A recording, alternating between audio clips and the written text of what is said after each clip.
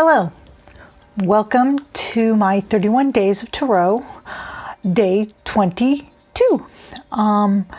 If some of you have been paying attention and following along some of my previous videos, I may have mentioned what day it was, but I wanted to fit in some more timely videos like the 1st of March energies, or the month of March energies, and leap year one, and so then it kind of messed up with the order. So I'm trying to get things back on track. I just didn't realize how many videos I had done and lost track of the order.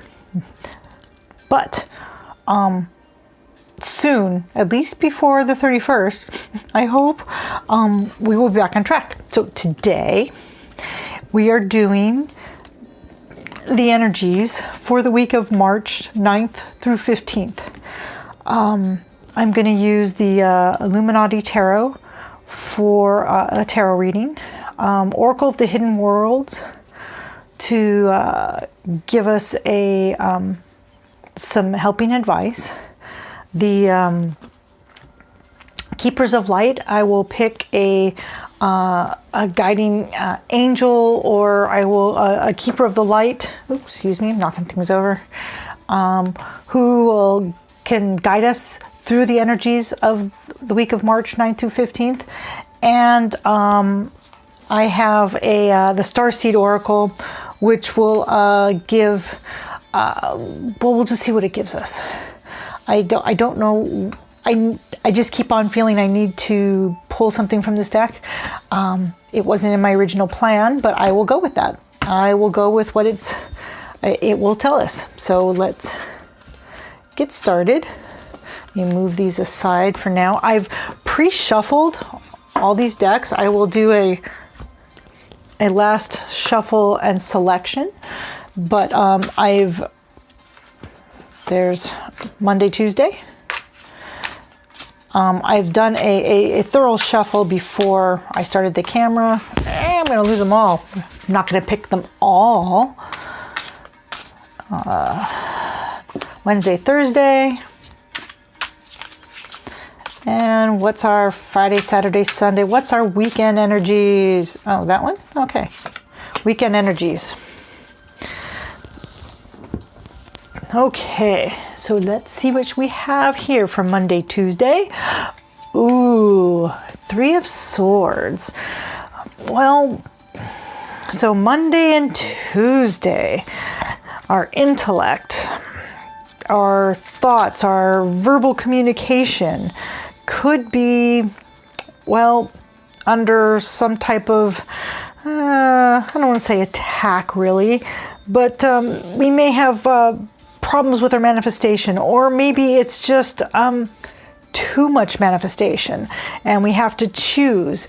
So for those of us who've been manifesting and trying to bring things into this reality, you might find that like any good gardener, when you plant more than one seed, because it's what you do, you plant multiple seeds, but if they all take, you will have to choose to cull, and one or two of them that you won't be able to see through, you'll have to pull them out. So on Monday and Tuesday might be some hard decisions. So Wednesday, Thursday, whew, this doesn't seem like it's going to be a fun week at all, does it? Five of Cups. So after having to pick something that we wanted to keep, well, it seems like we'll be mourning, if you will. The decision, I mean, even though we know what we did was right, it doesn't mean that our emotions still have to work their way through, right? I mean, we have to find a new balance. Now that we've chosen what to not have, it's probably going to leave a gap. I like the 3 and the 3. And the red, oh, actually these go together quite well. But remember, there's still the ones that we decided to keep. We can mourn, but we have to limit how much we will mourn, because we do have to then give time to the projects that we've decided to keep working, whatever that project may be, people, plants, animals, a work project. Maybe your work project got cut, but you still have one. Mourn it. Get it out of your system, but you still have things that need your attention, need your abilities that only you can handle and only you can give to it. So let's see if Friday through Saturday is any better. And no, oh my. So 5 of Pentacles. So we've got 3, 5, 5. So seems like we are going to continue through the weekend with a bit of neediness. Don't have to, but you know, maybe because of whatever happened here, we're feeling like we're no longer part of the in crowd. Again, this is general, so it's going to mean different things to different people, and I'm trying to feel what it would mean as generally as possible, because again, everybody's so different. Who knows? Well, you know. But your decisions that you make on Monday and Tuesday and Wednesday and Thursday, you go through the emotional backlash of that. But there may be some physical backlashes as well that you'll have to roll with. The best thing about it is the fact if you know it, you can be prepared. And like everything, you just got to get through it. So you could stay the outcast, but you could go up to where the welcoming light is and stop being an outcast. It seems like the decision could be in your court here, since there is a path in. You don't have to stay out here in the waters and where it's cold. You could go into the light and the warmth and rejoin everyone else. Not I really like, I'm sorry, where you've got the 3 of Swords, go to the 3 of Cups with the spilt red wine, but you've got the 2 of Cups that are still viable, and you've got the 2 here who could be this outcast. See, they're left behind and they're ignoring it, but go on in, rejoin. You have a lot to give. Just because you feel like you've been excised, don't agree. Rejoin, give your talents, give to the community. Just because something bad happens doesn't mean you have to keep in that bad energy. Turn it around, make it good. That's what the cards say. So now I'm going to see what the Oracle of the Hidden Worlds has for advice. That card, okay. Let's see.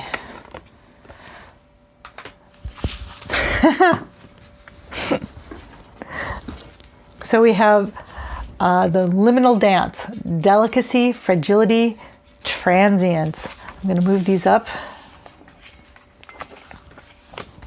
And I just got these cards, so I'm going to have to read up a little bit. So if I remember, I mean, it's about the transience of life, which, you know, all this we're taking very hard, but it is transient. So don't forget that however things are happening here in the physical world, spiritually, you will survive this and everything's going to be better. You just get through it. Don't worry too much. Well, worry because you are in this reality, but you are stronger than anything the physical reality can put to you. You can deal with it. You can overcome it. And your strength lies within, because even though this stone, everything looks very hard, lasting, you can see it's been worn away by nothing more than air and water. Air and water have worn away the stone. So who is going to be our guide for the next week? It's going to be a tough week, so who's going to help us manage?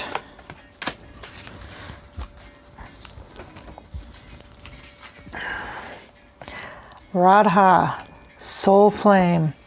Colors are holding through. Let's see. I'm going to move these here. Put Radha. Soul Flame, rediscover a lost part of yourself. Experience relationship, harmony, and healing. I'm going to read from the book because, no, I haven't memorized the entire deck. See, I'm going to read it. The Hindu goddess Radha is the divine feminine counterpart and twin flame of Krishna. She is considered to represent Shakti, the divine feminine and creative spirit of the universal life force. Without the female, the male cannot be created. For this reason, Shakti is a powerful force that is honored and cherished. Radha is completely devoted to her partner and illustrates the age-old adage, behind every powerful man is a powerful woman. She is dedicated to supporting all those who seek relationship, harmony, healing. At one point, she learned what it was like to be separated from Krishna, and so she can also bring great healing for those who are suffering the loss of a partner or separation. So, separation is what we have here, right? Having to choose, or being chosen for us and being separated, mourning the loss of what we no longer have, feeling an outcast and not part and don't feel like we can rejoin. Even though we know what around us is kind of an illusion and we will survive it, it still has a powerful effect on us right now. Radha knows all about separation. She knows how to deal with it, and love is the only way. You need to start with love for yourself, which is why you give yourself time here to mourn what you no longer have. Don't belittle it, but give it time. But also know that not too much time, because there's things still depending on you. Things still need you.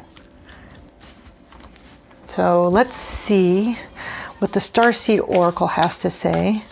Because again, I wasn't going to use this one. There you go.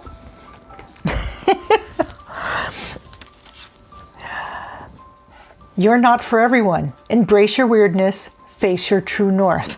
Well, that goes very with this. You feel an outcast? Be an outcast.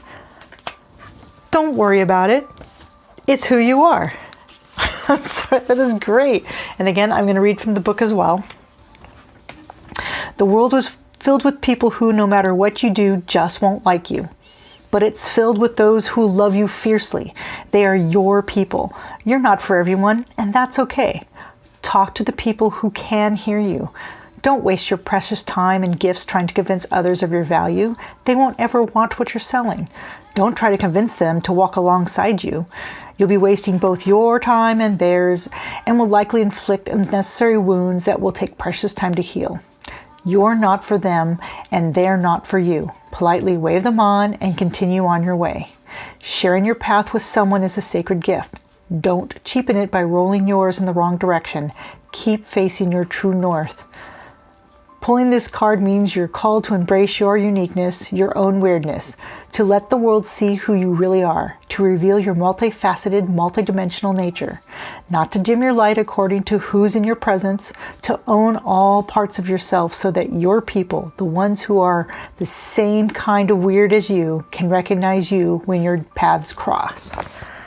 Well, there you go. Actually, this card, to me in any case, brings it all together. This is maybe not your choice, but somebody else's choice.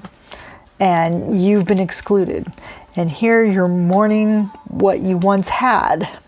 And while you're mourning what you once had, you're not paying attention to those who are still your people, still will give. And here you're with one of your people looking at those. You could join them. The path is right there, but should you? Is that really your path? It may be. And then, hey, go right ahead. You've got Radha, who says, hey, love is the way. Let that be your guide, and you'll always have loss, but it's just part of life. Loss is only temporary, though, because there always will be something on the other side. But the real thing is, you know what? You're not for everyone and everyone's not for you. So don't waste your time mourning, which is probably for the best. And now you can get on with your life and getting with your people. You know what? I was very kind of feeling bad, but in the end, this week seems like it'll be a good spring cleaning. And since we're getting close to spring, we're still in winter. Spring's not here yet. But this, everyone, if it resonates with you, it's going to be rough. It's going to be tough, but it's for the best. And in the end, you'll know who are your people. You'll know who's on your side. And that is far better than still being in the circle or a satellite of someone who won't have your back. Because the next time, the sword, instead of being in your heart, could be in your back. So, be unique, be weird. That's what it's all about. In order to be unique, you've got to be weird, right? Thank you for joining me. I look forward to seeing you again on the next video. Have a wonderful day.